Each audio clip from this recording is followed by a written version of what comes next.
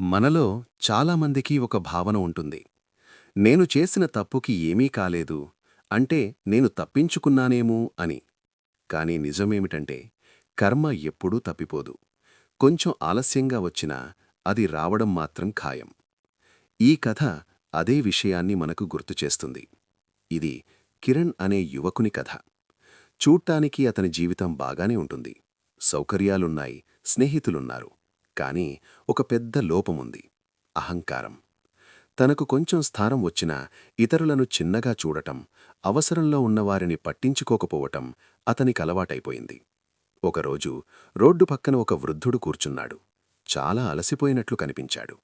చేతిలో ఖాళీ సీసా, కళ్లలో చిన్న ఆశ. అతను నెమ్మదిగా అడిగాడు, నాన్నా, కొంచెం నీళ్లు దొరుకుతాయా అని. ఆ మాటలో భిక్షాటన లేదు, అది కేవలం ఒక అవసరం మాత్రమే. అదే సమయంలో కిరణ్ అక్కడికి వచ్చాడు. ఫోన్లో బిజీగా ఉండి చూసీ చూడనట్లు ముందుకు వెళ్ళిపోయాడు. వృద్ధుడు మళ్ళీ అడిగాడు. అప్పుడే కిరణ్కు చిరాకొచ్చింది. పని చేసుకోండి, ఇలా అడగడమెందుకు అని గట్టిగా మాట్లాడేశాడు. అంతే. వృద్ధుడు ఒక్క మాట కూడా చెప్పలేదు. తలదించుకున్నాడు. చుట్టూ ఉన్నవాళ్లు చూశారు, కాని ఎవరూ మాట్లాడలేదు.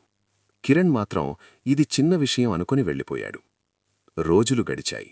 కిరణ్ జీవితం తనకు నచ్చినట్టే సాగింది. స్నేహితులతో నవ్వులు, ఆనందం, అంతా బాగానే ఉంది. అతనిలో ఒక భావన బలపడింది: నేను ఏం చేసినా నాకు ఏమీ కాదు అని. అదే అతని తప్పు. ఒకరోజు రాత్రి కిరణ్ బైక్పై ఇంటికి వస్తున్నాడు. ఫోన్లో మాట్లాడుకుంటూ. జాగ్రత్త తగ్గిపోయింది. అకస్మాత్తుగా బైక్ జారిపోయింది. అతను రోడ్డు పక్కకు పడిపోయాడు. చేతికి గాయం, మోకాలుకు నొప్పి, పైగా చిన్ని వాన. ఫోన్ కూడా పడిపోయి పగిలిపోయింది. ఆ క్షణంలో కిరణ్కు నిజంగా భయం వేసింది. అతను గట్టిగా పిలిచాడు, ఎవరైనా సహాయం చేయండి, కొంచెం నీళ్ళివ్వండి, ఒక కాల్ చేయండి అని. కాని ఎవరూ ముందుకు రాలేదు. కొంతమంది చూసి వెళ్ళిపోయారు, కొంతమంది ఆగి చూశారు, కాని సహాయం చెయ్యలేదు. అప్పుడు కిరణ్కు అర్థమైంది, అవసరంలో ఉన్నవాడికి ఈ ప్రపంచం ఎంత ఒంటరిగా అనిపిస్తుందో. కొంతమంది దూరం నుంచే ఫోన్ తీసి వీడియో తీస్తూ నిలబడ్డారు.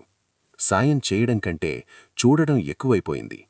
ఆ దృశ్యం కిరణ్ మనస్సును లోపల నుంచి తాకింది.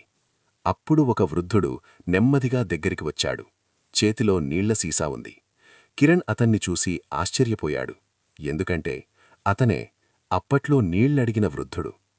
ఆ వృద్ధుడు ఒక్క మాట కూడా చెప్పలేదు. నెమ్మదిగా నీళ్ళిచ్చాడు. గాయం చూసి గుడ్డతో కట్టాడు. కిరణ్కు మాట రాలేదు. తనకు గుర్తొచ్చింది, తానే అతన్ని అవమానించాడని. కాని ఇప్పుడు అతనే సహాయం చేస్తున్నాడు.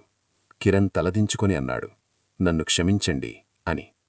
వృద్ధుడు చిన్నగా నవ్వి ఇలా అన్నాడు, నిన్ను క్షమించడానికి కాదు, నువ్వు మారడానికి ఇది జరిగింది అని.